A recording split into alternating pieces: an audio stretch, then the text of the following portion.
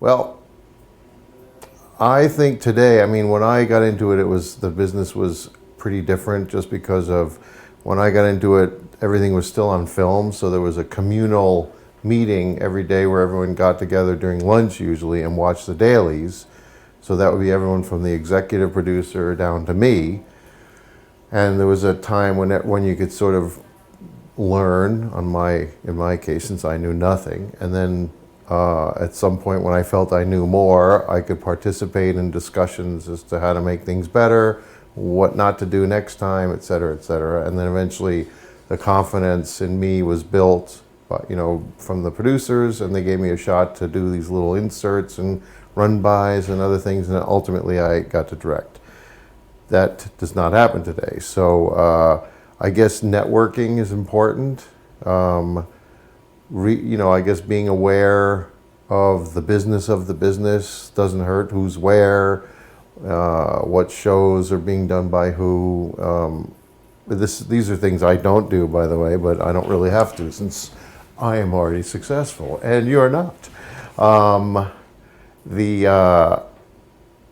networking is a really big thing. I find that the young directors coming in are the ones who know people. They'll know a showrunner, they'll know maybe a supervising producer / director, and they'll get a shot, they'll get in the door. Maybe they have a little film that they made, and that's how it happens. But know that you're going to be competing with people like me who have a lot of experience and cost the same as you will, because there's this, we all work for a scale, which is pretty good, by the way.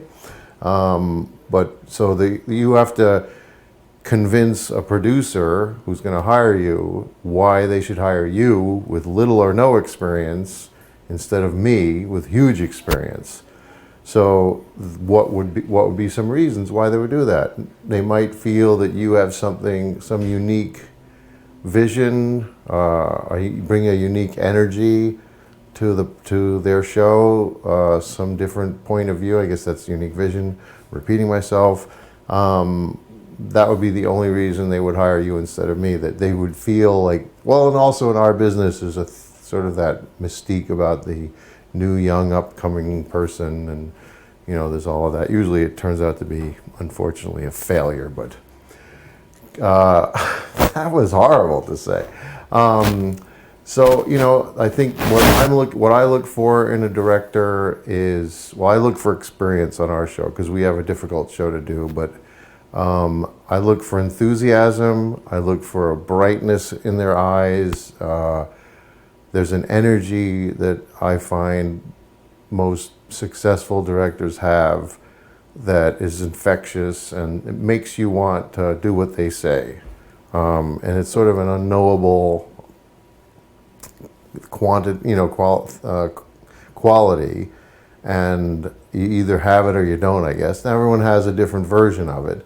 Like I sort of do this goofy, funny thing, which everyone seems to like, and other directors do this sort of intense. We just had a guy who's very intense, but really, very powerful in terms of his leadership qualities. But that's after you've already got the job. How to get the job, like I said, I think contacts are big. I would suggest it's not a bad idea to make a short film, and I would keep it really short. I would keep it less than 5 minutes.